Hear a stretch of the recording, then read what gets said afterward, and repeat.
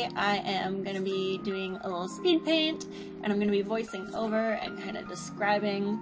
I already did the sketch, but I'm going to describe what I am doing line art on. And then once I start coloring it, I'll kind of explain or try to explain what I'm doing. It's a pretty simple process. So here I'm drawing my little persona, and I've drawn them pretty much in my house. I used my house as a reference, so I guess you get to see what my cute little house looks like. And the camera here is pretty much on my desk. So I'm just sitting here like a bisexual. I don't know how to sit, and I'm holding my little pen tablet, and I've got my Doritos, which are delicious. I think they're my favorite chip, although I can't eat regular Doritos anymore, but the sweet chili heat ones are the best kind anyways. Fight me. Yeah, and then I've got my little books, and I've got some Mountain Dew. I actually prefer Dr. Pepper. And I've got my little blankie because I need to be cozy at all times. Yeah, and then what you can't see is that near my feet there's like a little bookshelf with art supplies. To my left is my bedroom, and then in the background I've got my little air conditioner, and the rest of the room is pretty much just like a couch and a TV where I play video games, and that's the only thing I do in my living room. I spend most of my time at my desk. But speaking of video games, I finally figured out how to get footage of Smash Brothers. So we're interrupting your regular programming to watch me play Smash Brothers for just a little second, just a little bit. You can skip this if you don't want to. I honestly don't know if people want this. Nobody asked for this. Anyways, I'm playing the little villager here, and my friend Callum is playing Kirby. The challenge was just to pick a cute pink character, which is clearly why my friend Kaylee picked Wario. She's already out at this point. This is just like the very end of our match because it was so incredibly close. I needed to save the replay. Here I'm just running away from Callum because he's terrifying.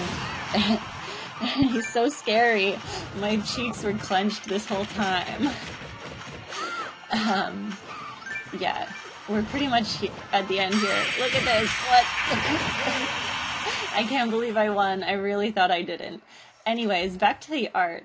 Here I'm filling in different layers for different areas of the picture, just so I can get a sense of depth when I'm filling things out, and also it makes it easier because I just lock all of those layers. Like I lock the opacity, and then I can fill in my base colors very easily without going outside of the lines and all that jazz. I like to fill in the base colors with a watercolor brush on Clip Studio because it adds a little bit of texture, not too much, but it adds a little bit of a watercolory feel to my picture, which is overall what I aspire for.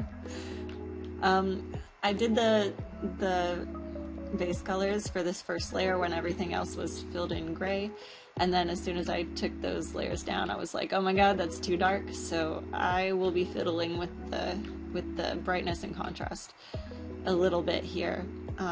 And then I pretty much just do the same thing. I add a little bit of a wood texture to the wooden parts of my house. And then I got my little plants. My goal in the future is just to have an entire wall of plants, of vines. So I keep growing more vines, and every time it gets too big, I just cut a piece off and I grow another vine. And soon my house will be only vines.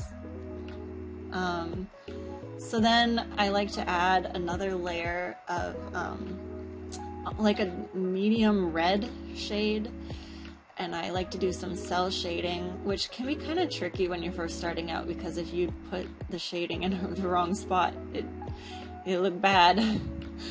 But yeah, then I do some white on a new layer and I set that to overlay, and the medium red layer I put to multiply and I lower the opacity of that.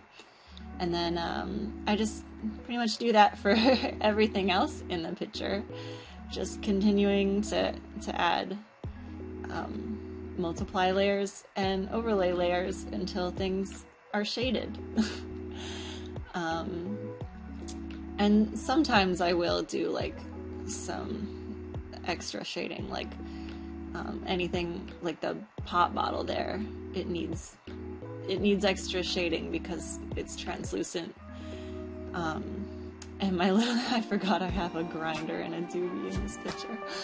My little grinder is metal, so it needs extra shading because it's metal. Always helps to have a reference.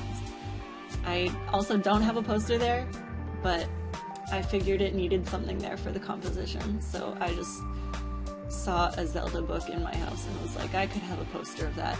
And then I like to color the lines. It makes it pretty. And then I also add like a little purpley pinky layer and set that to overlay on top of the colored lines, just to make everything a little bit more coherent. And then I mess around with some watercolor assets from Clip Studio for a while, but eventually I decided to just make my own texture with brushes on another overlay layer on top of everything. And then I also add a lighten layer over top of everything else.